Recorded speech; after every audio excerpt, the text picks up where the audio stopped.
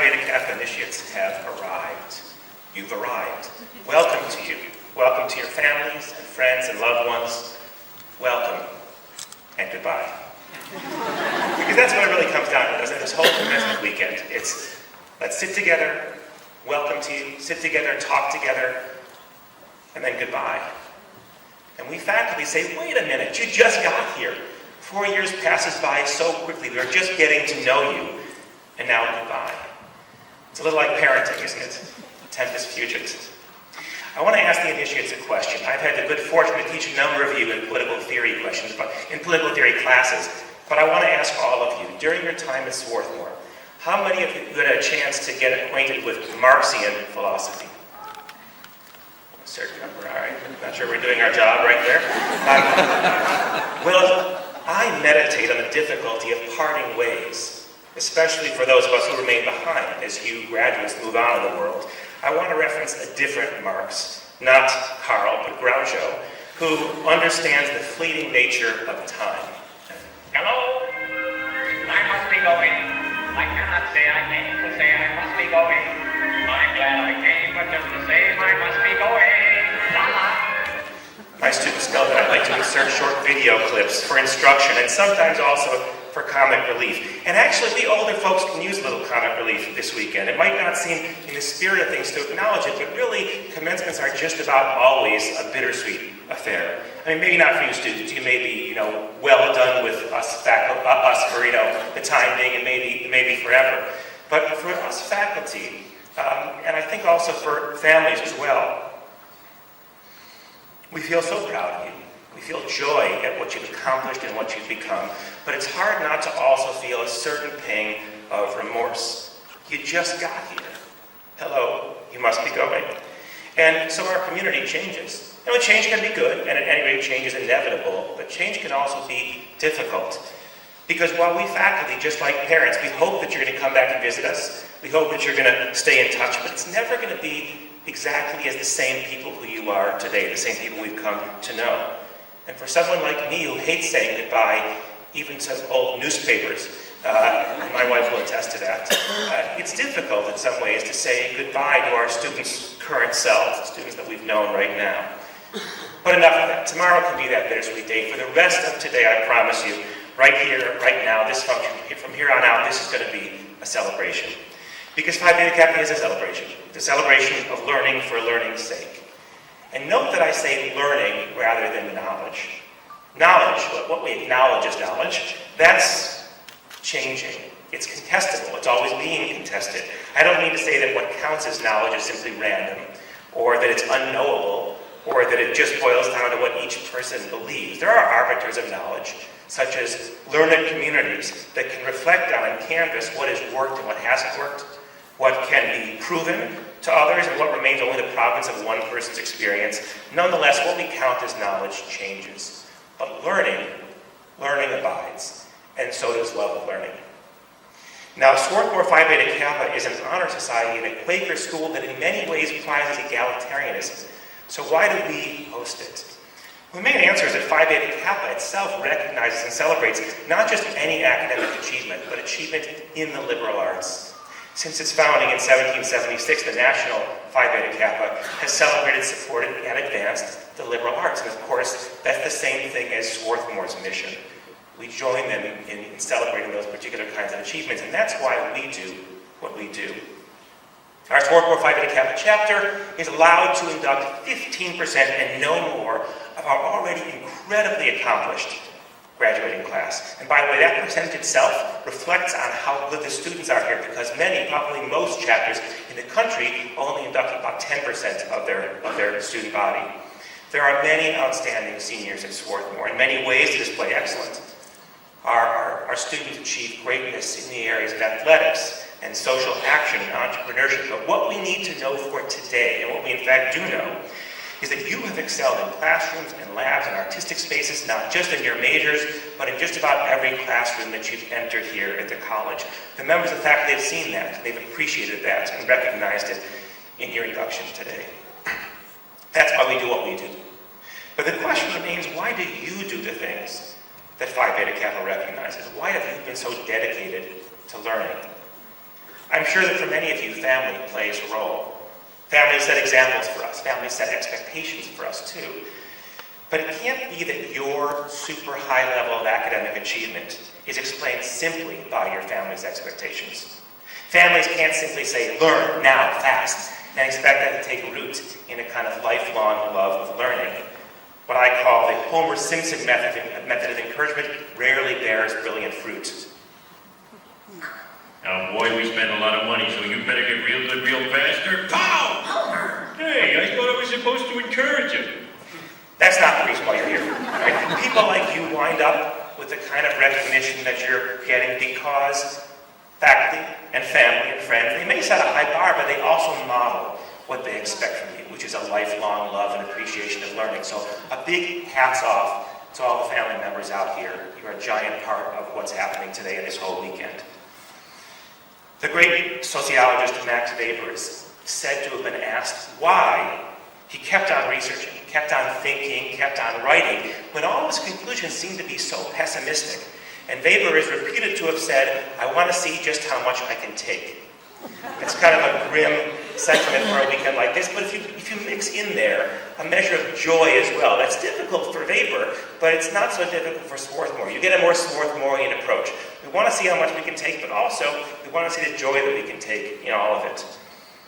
Because even though you're getting a certificate, and even though you can then get a gold Phi Beta Kappa key, that kind of external recognition, that can't be the sum of why you do what you're doing. Right? That wouldn't make sense. You're better than that. I miss the feeling of knowing that you did a good job because somebody gives you proof of it. Sir, you're awesome. Here's a plaque.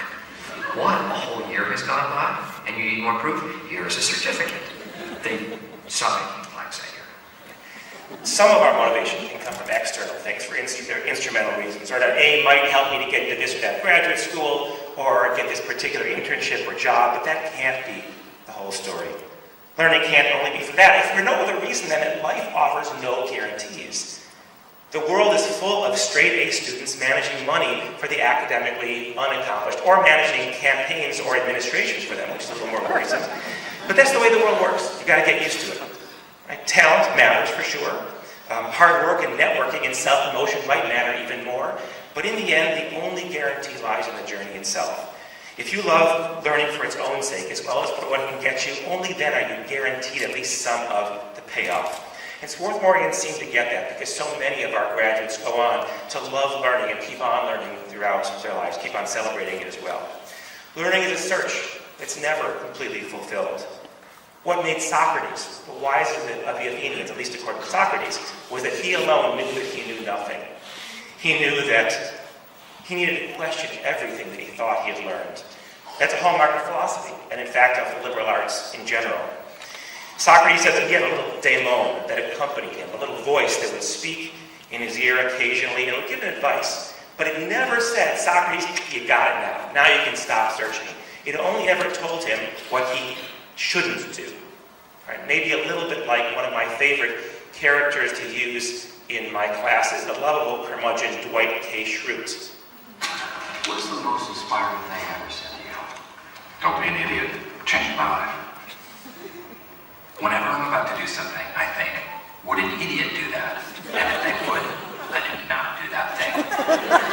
And that's tongue-in-cheek, of course, because Dwight is no Socrates. And he's not very humble. And actually, Socratic learning, and the Socratic quest for learning that you have shared with Socrates has a strong dose of humility in it. Be willing to question. Never stop searching. Never stop learning. You're going to earn a lot of accolades in your life, even beyond this. But don't rest on your laurels. Don't stop examining or questioning your accepted truths.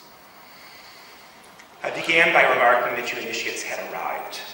And you have arrived in every sense of the word. You're leaving us this weekend, but you've arrived as accomplished scholars and adults. We may not be your family, we faculty, and we staff who are staying here, but we are so incredibly proud of you and what you've accomplished, really. It's something that I could just, every time when I look out at the graduates here, I'm just overwhelmed by what you've done and what you've become in a short period of time right here. We don't have grad students here, so you are basically our grad students, and we really mean it when we we say that we want you not just to stay in touch, but to keep us posted on many steps of the journey afterwards. And when you do that, either by coming to visit us again at college, or even if it's long distance, via long distance check-ins, then in one way, even if it's imperfect, you do stay with us even as you leave.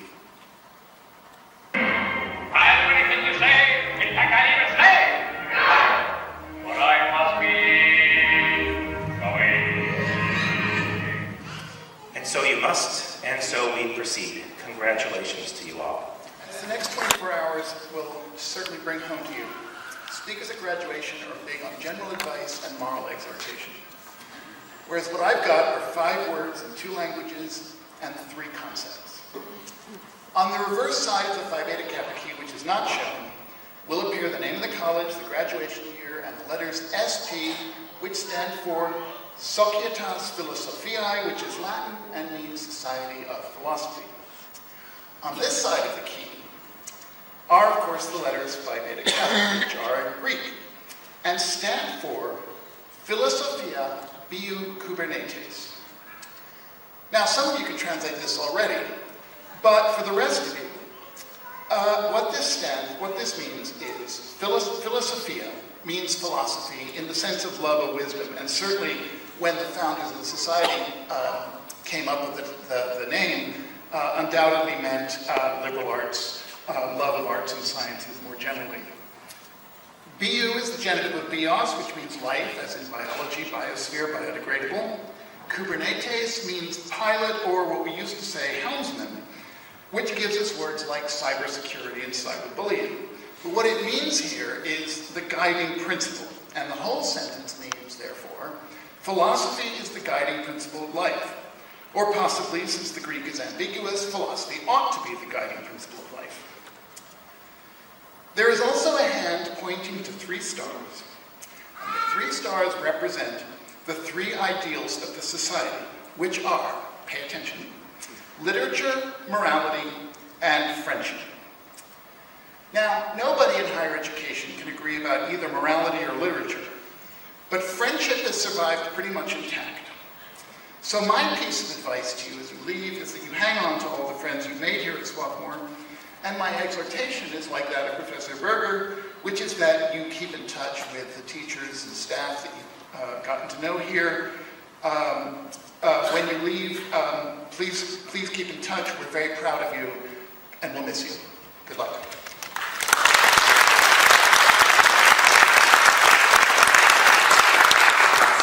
We now come to the initiation itself. So Professor Kaya will come forward, and each initiate will rise as Professor Kaya reads her or his name, and will rise and will stay standing until everyone's been introduced. Tomorrow is the day when you all get to cheer for your special student or students as they walk by. But we ask that in this smaller, more intimate setting, that you hold off on the applause. It's hard to do because we're so psyched about each and every one of them, but we'll applaud for all of them together at the end. Professor Kaya. Congratulations, and I'll keep it at that. Rachel Akins, Luella Ellen Waller, Luisa Almeida Santos, Raven Bennett, Margaret Boss, Leela Brightman, Carlo Bruno,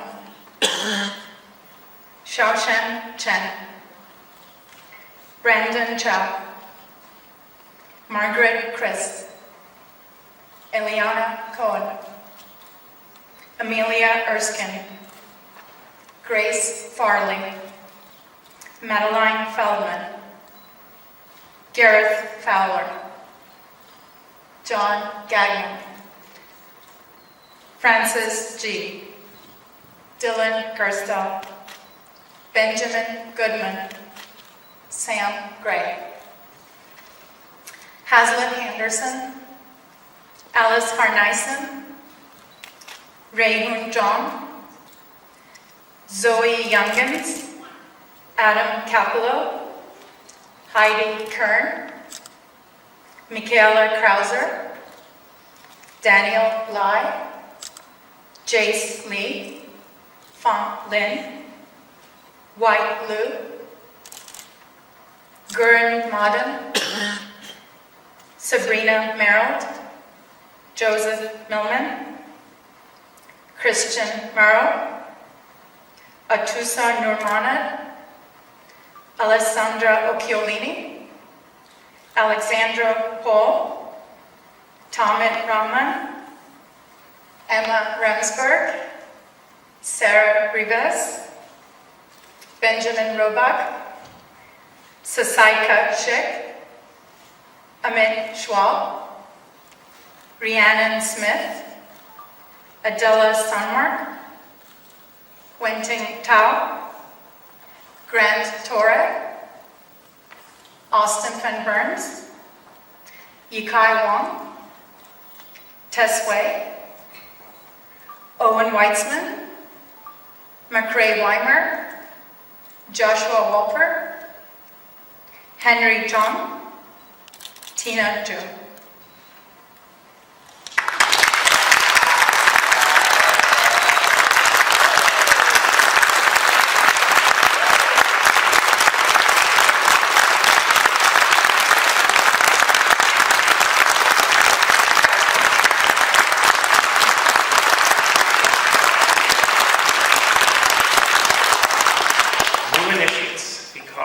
Distinguished academic record here at Swarthmore College. You've been elected to membership in Phi Beta Kappa and the Epsilon chapter of Pennsylvania. You are now asked to affirm your acceptance by answering I do to the following large question.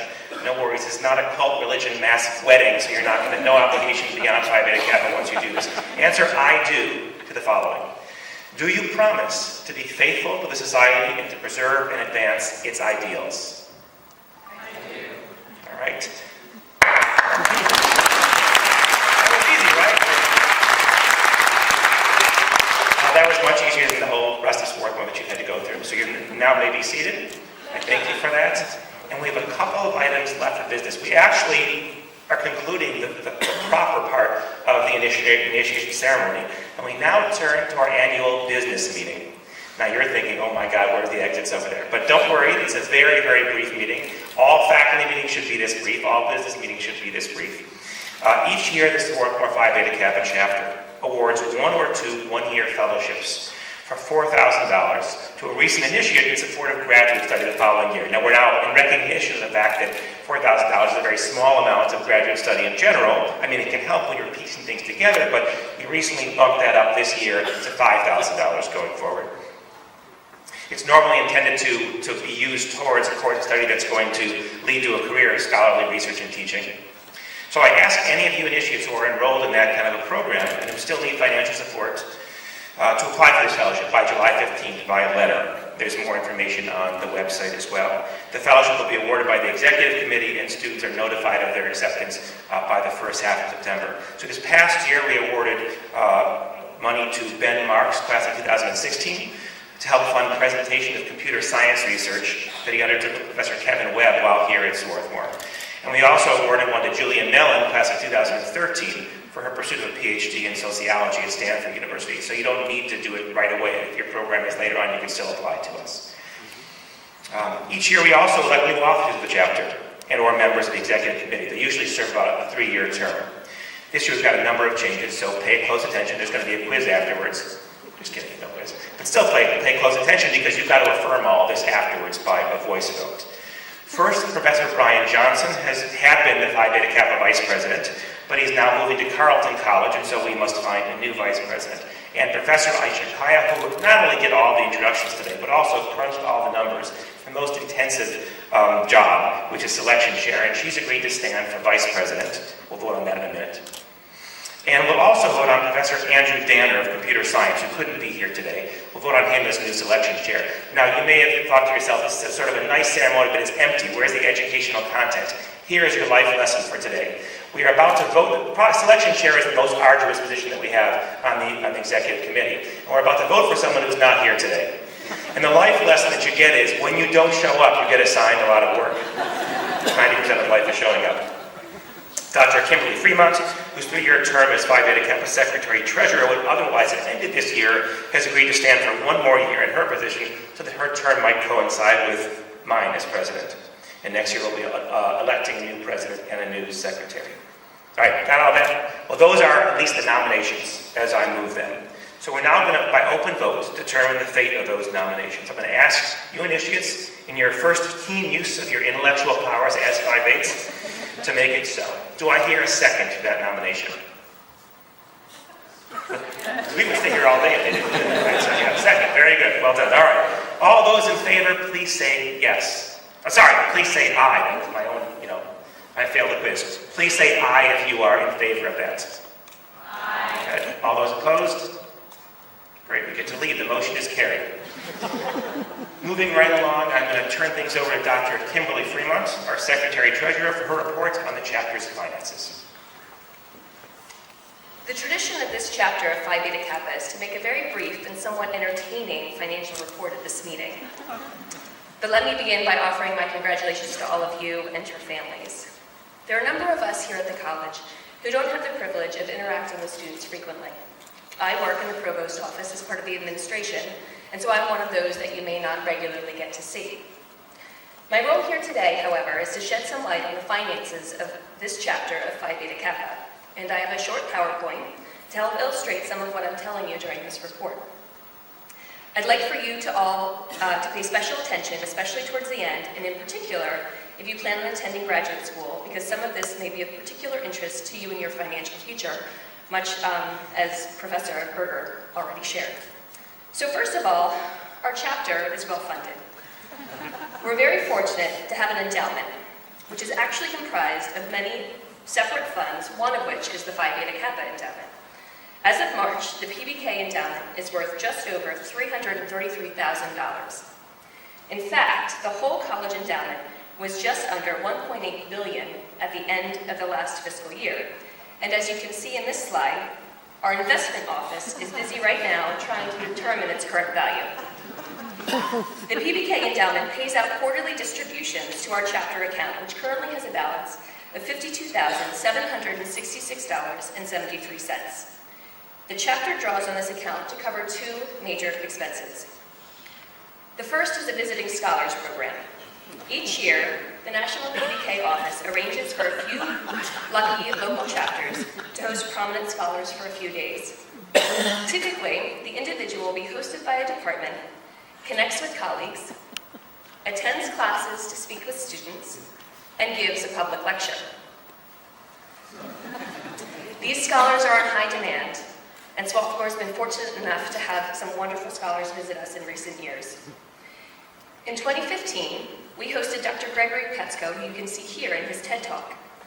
Dr. Petsko is a professor of neurology and neuroscience at Weill Cornell Medical College and is an expert on the treatment of age-related neurodegenerative diseases such as Alzheimer's, Parkinson's, and Lou Gehrig's disease.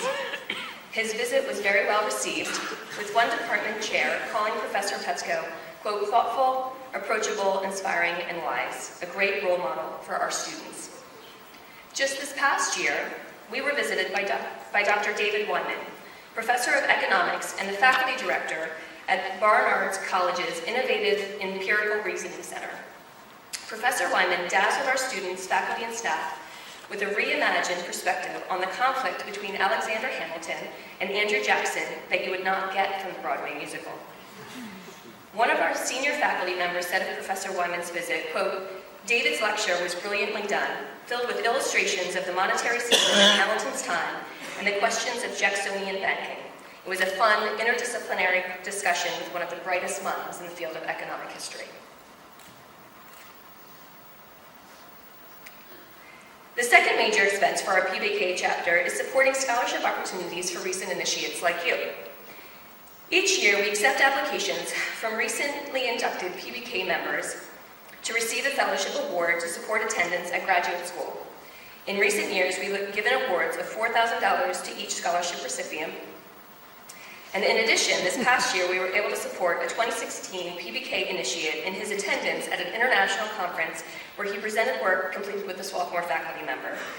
So, as Professor Berger mentioned in his address, if you're planning on attending graduate school in the future or otherwise pursuing intellectual inquiry within the liberal arts and sciences, after graduation, we want to know about it. And be certain to check out our website for more information about the scholarship opportunity, and this can be you. Lastly, you may be wondering about the fee that you paid for your registration. This fee, which is your one-time membership fee, goes entirely to the National Office of Phi Beta Kappa for their programs and publications. With this small fee, you now have membership in the oldest and most prestigious honor society in the country, and you join over 500,000 members across the country, including 17 U.S. presidents, 39 U.S. Supreme Court justices, and 136 Nobel laureates. Your membership in the society lasts a lifetime, and your accomplishment has opened the door to a vast network of successful individuals in nearly every career field you could think of. Of course, this is all in good fun, and I'm so very grateful to have had the opportunity today to tell you that every one of us here at Swarthmore is so very proud of you, and to remind you of what a truly impressive group of individuals you're joining. Thank you, and congratulations again.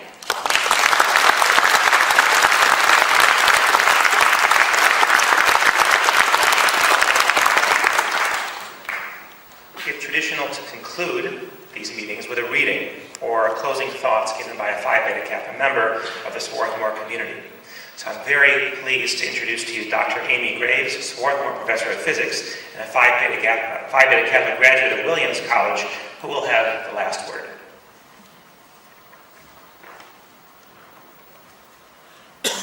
Water. That's my second last word. Okay, so President Berger, Phi Beta Kappa colleagues, students, family members, I have a story for you. I have told it once before, but only once before, back in the latter part of the 20th century. So this story is vintage, but it's in very good condition, and it's still in its original packaging. Before I tell it, I have to thank my old college classmate, Becky Spiegel, who sent me the quote that forms the core of my talk. Back in the day, there was no email, there was no internet, and Becky copied the quote on paper and sent it to my student mailbox. Now we can Google things, we can visit Reddit, there are plenty of motivational quotes online. Still, it's important to realize that the folks you know you the best. So conversations, even if they're conducted by text or FaceTime, with your classmates, your friends, your family, they're probably going to be the best at inspiring you. So, this is a story of the most terrible experience to occur in the first 21 years of my life. At the end of the year at Laurel School for Girls in Shaker Heights, there's a solemn spectacle called Last Chapel. We assemble in our formal uniforms with the green knee socks, not the white knee socks, to receive advice, a long blessing, and prizes. At the end of my senior year, I had no doubt that I was going to get the senior drama ring. I played leading roles, directed scenes, focused stage lights, and I could make a 14-year-old girl look like an 80-year-old man using grease paint and white shoe polish. Well, Christine Hudner got the prize. When they announced her name instead of mine, I began to cry, and I couldn't stop. I cried through the rest of the presentations, and I wept audibly through the hymns. Unfortunately, I was sitting in the front row of the chapel, and up on the stage, directly facing me in folding chairs, was our distinguished faculty. Many of them were beaming at me beatifically. Last Chapel's an emotional occasion. I'm sure many of them felt that my sobbing was symptomatic of my love of school and my regret for leaving, and poor deep soul, they were probably thinking, she is the paradigmatic Laurel girl. This was ridiculous. I was crying because I didn't get my goddamn ring. I must have been very moving, for the headmaster made an attempt to recognize the moral greatness that was sobbing in the first row. There's a vase of flowers on the lectern, clearly cut from someone's garden that day, daffodils, tulips, irises, some shrubbery, obviously meant to adorn the podium, nothing more. But at the end of chapel, when everyone was poised to go, the headmaster did a brief ad-lib in praise of the sort of vague, diffuse talents that earn no prize in particular, and awarded me the flowers off the lectern. In the terrible silence that followed, I could hear people leafing through their programs, trying to find a mention of this award. I thought, I can either rise with dignity and run out the door, or I can take the stupid flowers. And I took the flowers. I'd like to derive a moral from this. I can't stand here and claim that prizes and honors are silly. First, my credibility as a Phi Beta Kappa speaker, talking to other honored Phi Bates would be rather low. Second, I don't believe it. I think that getting an A or an athletic award is great, especially if you respect the professor or the coach who gave it to you. It's a communication of approval from someone whose opinions you value, and that's a serious and wonderful thing. What's wrong with prizes and honors is more pragmatic. It's simply they're not very reliable and they can't be taken at face value. This is a week when prizes are being awarded to the senior class at Swarthmore from departments, from the college as a whole, and prize recipients are chosen by groups of faculty members. They try to be objective and fair, but elements of personal perspective and chemistry also play a role in their deliberations.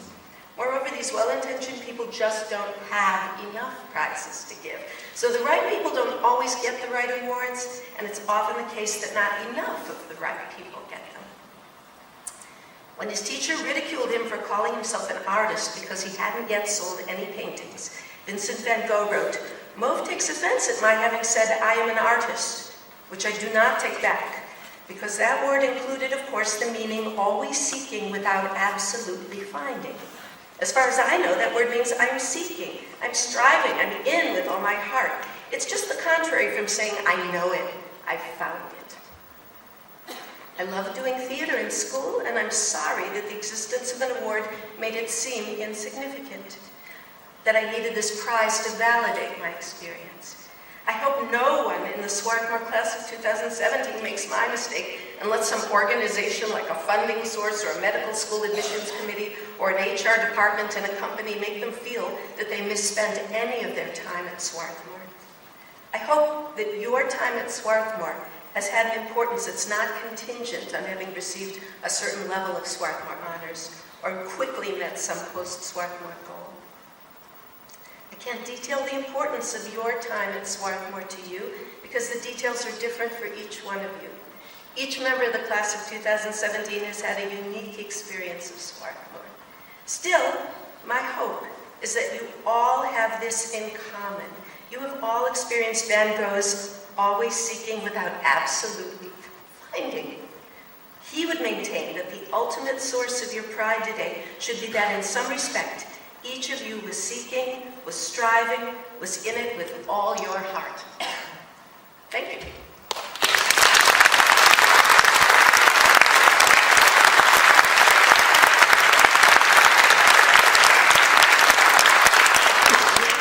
That concludes our annual meeting. Right, short but sweet. Congratulations to all of you, the new initiates, and also the many, I've said it before, but I'm going to say it again, the many out there in the audience here who have such a giant role in everything that's occurred in these last 4 years here. Please remain seated until the initiates have filed out, after which we will all be happy to mingle with you in the foyer and outside if you care to remain. Thank you for attending.